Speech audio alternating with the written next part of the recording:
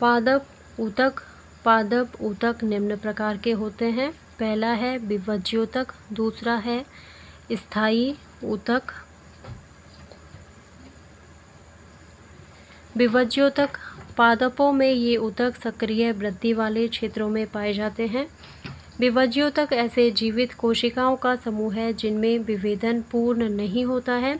कोशिकाएं विभाजन क्षमता युक्त होती हैं और नई कोशिकाएं बनाती हैं। इनकी कोशिकाएं गोलाकार अंडाकार होती हैं। कोशिकाओं के मध्य अंतर कोशिकी स्थान नहीं पाया जाता है। इस ऊतक की कोशिकाओं का जीवद्रव्य गाढ़ा व केंद्रक बड़ा होता है तथा कोशिका भित्ति पतली होती है। पादप में स्थिति के आधार पर विभज्योतक 3 प्रकार के होते हैं। ये विभज्योतक का चित्र है जिसमें पार्श्वीय विभज्योतक, अंतर्वेशी विभज्योतक, पर्ण तथा शीर्षस्थ विभज्योतक होते हैं। शीर्षस्थ विभज्योतक यह स्तंभ व मूल के शीर्ष भाग में पाए जाते हैं और इस ऊतक के फलस्वरूप पादप की लंबाई में वृद्धि होती है। अंतर्वेशी विभज्योतक यह वास्तव में शीर्ष विभज्योतक का ही भाग है, परंतु स्थायी ऊतकों के बीच में आ जाने से यह शीर्ष विभज्योतक से अलग हो जाता है। यह ऊतक घास व अन्य एक बीजपत्री पादपों की पर्व के आधार पर स्थित होते हैं। इनके कारण पादप के स्तंभ के पर्व की वृद्धि होती है। पार्श्वीय विभज्योतक यह ऊतक स्तंभ व जड़ के पार्श्व भाग में स्थित होते हैं। इस ऊतक की क्रिया के फलस्वरूप स्तंभ व जड़ की मोटाई में वृद्धि होती है। स्थायी ऊतक। स्थायी ऊतक ऐसी कोशिकाओं का समूह होता है जिनमें विभाजन की क्षमता सामान्यतः नष्ट हो जाती है तथा वृद्धि कर निश्चित आकार व आकृति की हो जाती है। वह पादप शरीर के विशेष कार्य को करती है। स्थायी ऊतक 2 प्रकार के होते हैं।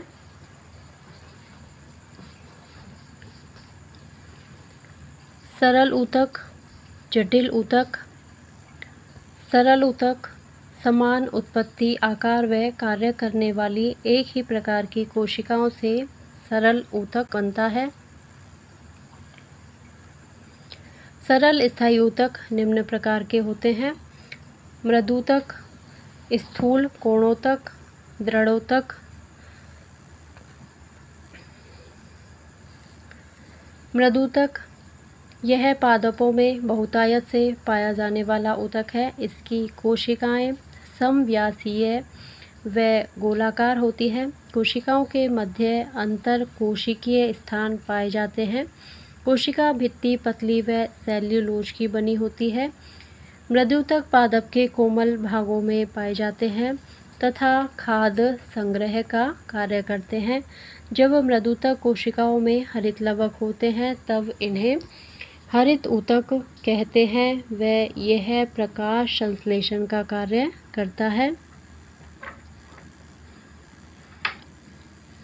ये मृदूतक का चित्र है और इसमें अंतरा कोशिकीय स्थान होते हैं।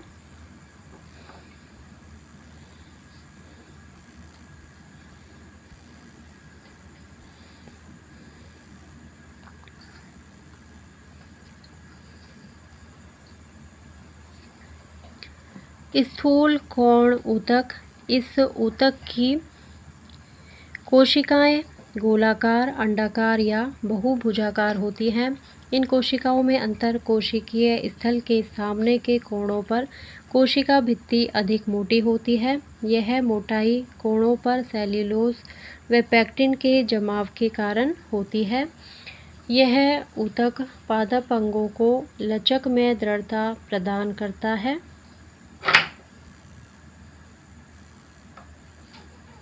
ये स्थूल कोण ऊतक का चित्र है।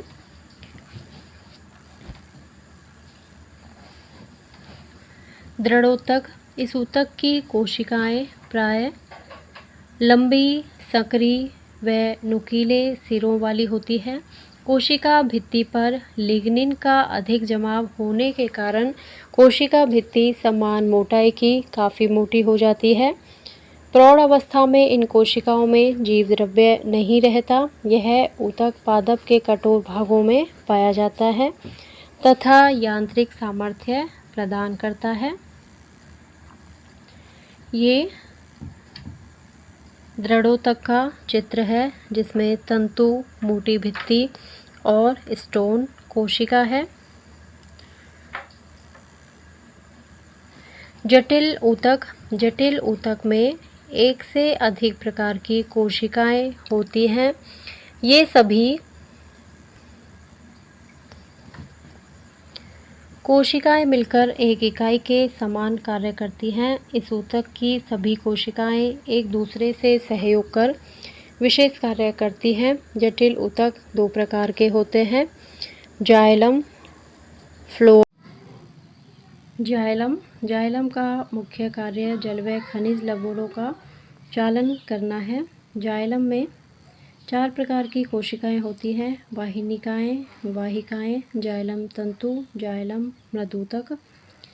इस प्रकार की कोशिकाओं में से जाइलम मृदूतक कोशिकाएं ही जीवित होती हैं, अन्य सभी मृत होती हैं। वाहिनिका लंबी व नुकीले सिरों वाली संकरी कोशिका है। इनकी भित्तियां कठोर व लिग्नीकृत होती हैं। इनमें जीव द्रव्यक नहीं होता और यह मृत होती है।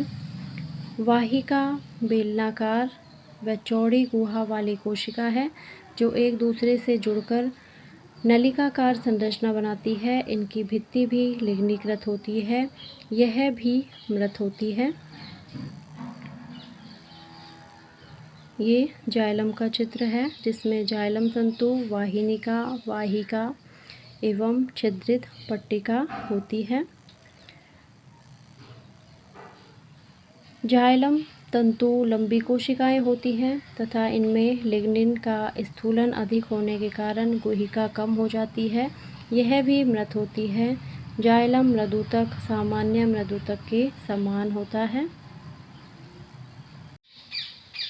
फ्लोएम का मुख्य कार्य खाद्य पदार्थों का तने व जड़ों की ओर संवहन करना है।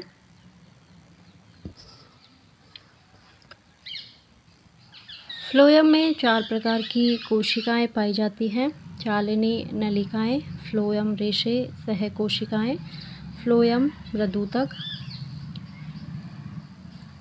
चालनी नलिका कोमल भित्ति, बड़ी कोशिका गुहा वाली जीवित संरचना है। इन कोशिकाओं की लंबाई अधिक व चौड़ाई कम होती है। चालिनी नलिका बनाने वाली कोशिकाओं के सिरे की भित्ति छिद्रित होती है। इस प्रकार पूरी नलिका में जहाँ जहाँ अनुप्रस्थ पट्टिकाएं लगी होती हैं, इन पर बहुत से छिद्र उपस्थित होने के कारण इन पट्टिकाओं को चालिनी पट्टिकाएं कहते हैं। चालिनी नलिका की कोशिकाओं में केंद्रक नहीं होता है। चालिनी नलिकाओं में पादपों के खाद्य पदार्थों का घुलित अवस्था में स्थानांतरण होता है। प्रत्येक चालनी कोशिका के पास मृदूतकी कोशिका होती है जिसमें सघन जीव द्रव्य व बड़ा केंद्रक पाया जाता है, उसे सहकोशिका कहते हैं। सहकोशिका चालिनी नलिका पर नियंत्रण रखती है। फ्लोएम में मिलने वाले रेशे दृढ़ोतक के बने होते हैं तथा भित्ति लिग्नीकृत होती है। ये रेशे यांत्रिक शक्ति प्रदान करते हैं। फ्लोएम मृदूतक सामान्य मृदूतक के समान ही होता है। ये फ्लोएम का चित्र है, चित्र 16.9, जिसमें सहकोशिका, फ्लोएम मृदूतक, चालनी नलिका तत्व और चालनी छिद्र आदि होते हैं।